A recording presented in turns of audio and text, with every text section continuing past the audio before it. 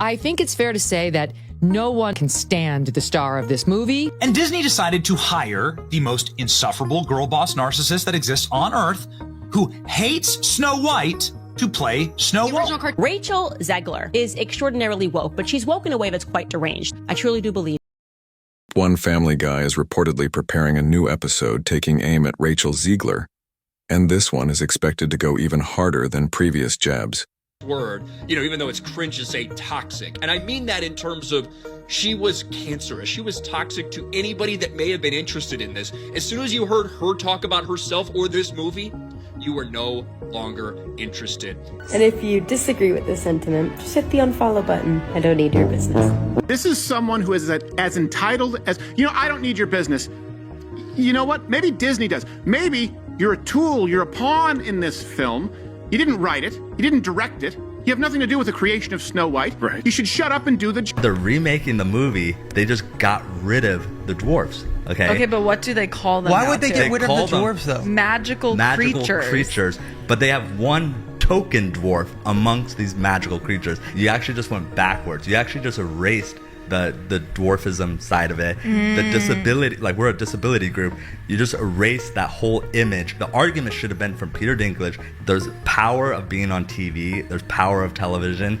And to put 7 people with dwarfism on camera in a major Disney movie, there's still power there. If the story is offensive, change the story. Don't change the characters.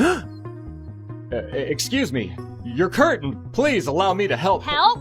From you? I didn't mean to offend. I just thought you should know that That I should know what? That some privileged white guy thinks his opinion matters?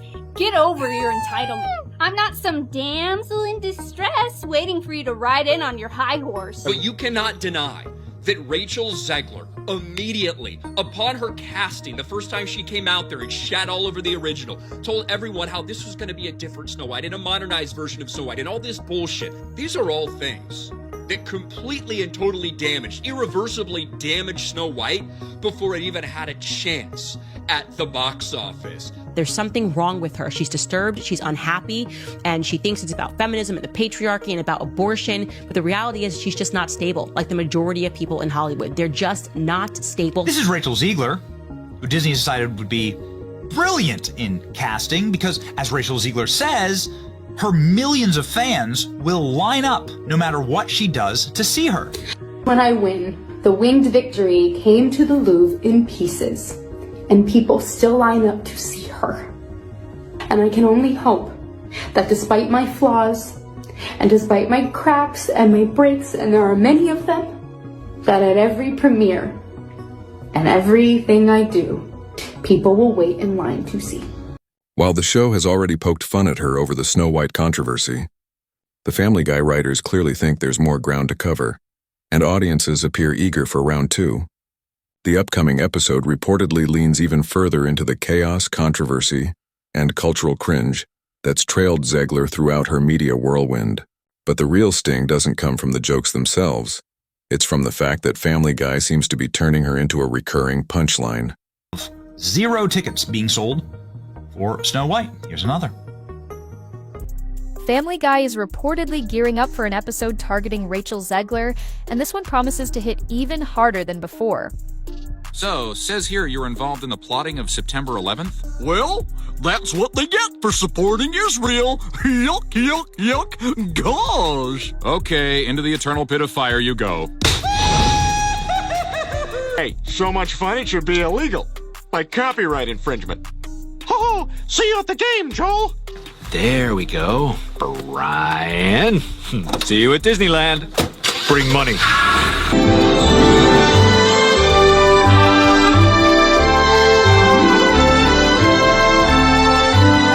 Basically, it's everything critics have been saying for months, just animated and amplified. For Rachel, who's already been trying to claw her way out from under a mountain of bad press, getting lampooned by one of television's most iconic satirical machines might be the most brutal blow yet. Wow, Snow White flopped. Who is surprised? You cast arguably the least genuine, most out of touch, and disliked person in her industry, and her industry is Hollywood. And the bad guy is Gal Gadot. Or to understand how we got here, you have to rewind to what was once a Cinderella story in the making. Rachel Zegler was poised to become Hollywood's next breakout star after her critically acclaimed performance in West Side Story. Landing the lead role in Disney's live-action Snow White should have marked the pinnacle of her rising career. But almost from the moment the project was announced, things began to spiral. Not because of the film itself, but because of the conversation surrounding it. Rachel's interviews quickly took center stage, and not in the way anyone expected. About Snow White in particular has a lot to do with Rachel Zegler's firing situation. We already talked about how she was let go from various projects by the Walt Disney Company, including doing voiceover work for Toy Story 5. Instead of celebrating Snow White's legacy or sharing heartfelt excitement about stepping into such an iconic role, Rachel Zegler's talking points took a very different turn. In interviews, she focused less on honoring the original and more on critiquing it, and not lightly. One viral clip showed her claiming the prince in the 1937 film literally stalks Snow White, and she dismissed the entire story as weird and outdated. The backlash was swift and intense. To many longtime fans, it didn't come across as a bold reimagining. It felt like she was mocking the very foundation of a classic she was supposed to carry forward. Snow White, live-action adaptation without Snow White in it, and made by people who hate Snow White, got historically ratioed. This is a historic ratio. The backlash only gained momentum as more interview clips surfaced. What some hailed as bold and modern, others saw as condescending and out of touch.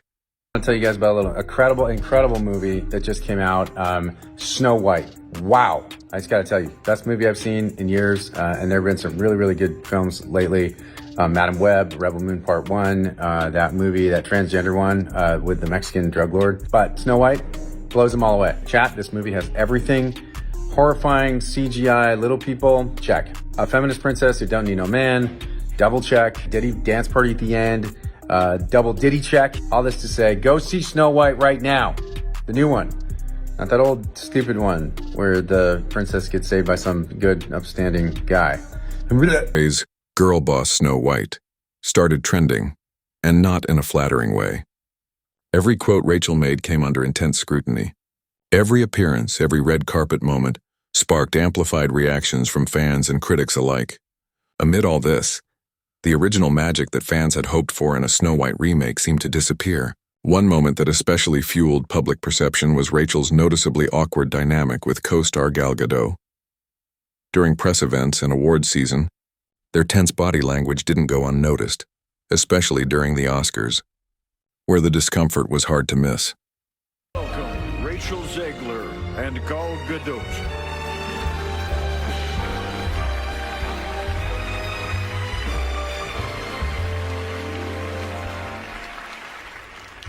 Visual effects push the boundaries of what we see on screen. Their work makes the impossible seem possible.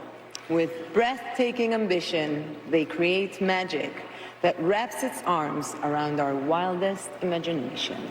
Here are the nominees for Best Visual Effects. While they presented together on stage, fans noticed a complete lack of chemistry and barely any interaction between Rachel and Gal Gadot. Rumors soon began swirling that Gal had deliberately distanced herself from the controversy, and that behind the scenes, their relationship wasn't exactly warm. Throughout all this, Disney stayed unusually silent. No major damage control, no shifts in messaging, just business as usual. But the film itself struggled to connect with audiences. The iconic dwarfs were gone. The prince was absent. The classic tone had vanished. In its place was a politically reworked narrative that left many longtime fans scratching their heads. Was this even Snow White anymore? What had started as a rhetorical question quickly became the core of the backlash. Clip 9. Snow White gets her name, not from the fairness of her skin, as we obviously know Rachel Zegler would be a miscast in that sense. Instead, she gets her name from surviving a snowstorm. That audiences walk away from this film with an understanding of the true meaning of fairness, of what it means to be fair in this world.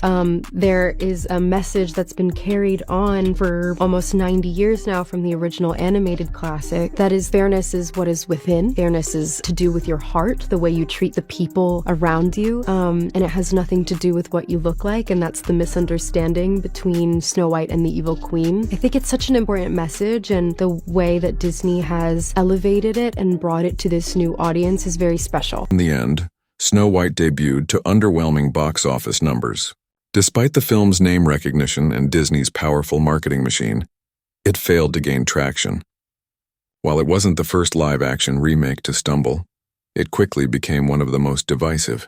Now it's being immortalized in pop culture the way Family Guy does best, with sharp satire that hits uncomfortably close to the truth. For Rachel Zegler, what began as a career-defining opportunity has transformed into a cautionary tale about public image, franchise loyalty, and the fine line between empowerment and overreach. Whether you agree with her take on the classic or not, the media storm that followed has secured her version of Snow White in a very different kind of Hollywood history. After the dust settled and the headlines moved on, the numbers spoke volumes. The box office was disappointing, but the fallout didn't stop there. On IMDb, the film plummeted to a staggering low rating of 1.6, making it one of the worst-rated Disney productions ever. This wasn't just a commercial failure, it was a cultural one. For Rachel, once poised on the brink of superstardom, it was a stunning reversal of fortune. Audiences didn't just skip the film. Many publicly celebrated its downfall, turning it into meme fodder, internet punchlines, and Reddit threads titled, "How Not to Market a Movie." The chaos only escalated.